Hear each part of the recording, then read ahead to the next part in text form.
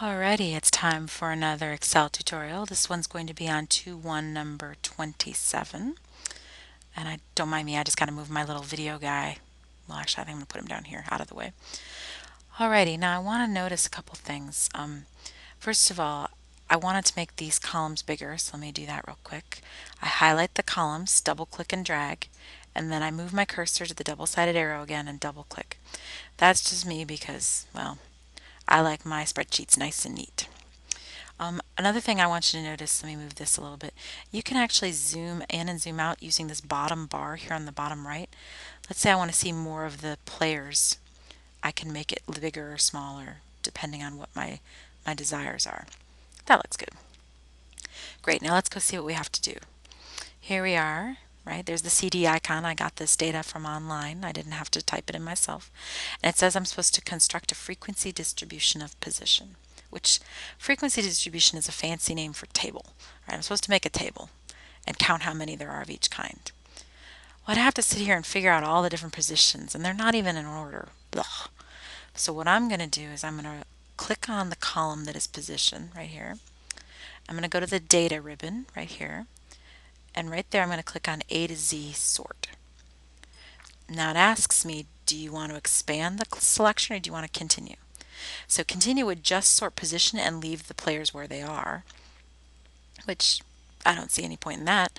I should expand them. That way Alex Rodriguez stays with his third base position and Derek Jeter stays with shortstop. So I'm going to say, yep, that's okay to expand.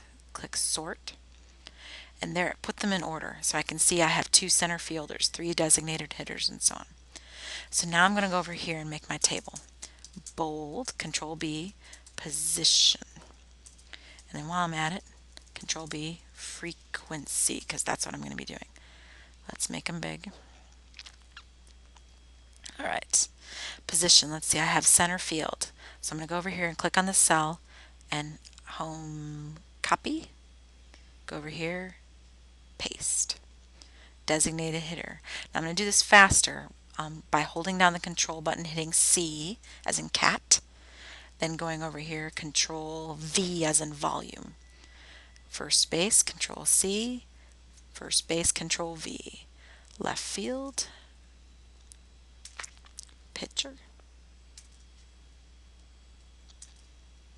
right field. Let's see what else we got, shortstop and third base. Actually, I'll get both of them at the same time. Look at that. 2 birds with 1 stone. Great. Now all I have to do is count how many there are of each type. All right, center field's obvious, designated hitter's obvious, first base. Well, all right, if I double click and drag, now wait, don't lift up. You can look at the top left, right below where it says paste and clipboard, it says 5R-X1C. That means there's 5 rows here in 1 column. So that means I've got 5 of them.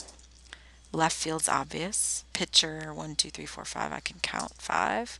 Right field's 3, shortstop 3, third base 1. Awesome. Now the only other thing I could want to do is find the total or the sum, either one. Now I showed you how to do that before. It's equals sum. That's the command. But I also want to show you a faster way. So let me click on the cell, and in the home ribbon over here on the far right, see that little icon right there? It means sum. So if you click on it, it's actually the capital letter sigma from Greek. Click on it, and it automatically knows that you want to sum up the column above it. Press enter. There you go. I'm going to make that bold because I want to make it very clear that it's not the same as the data.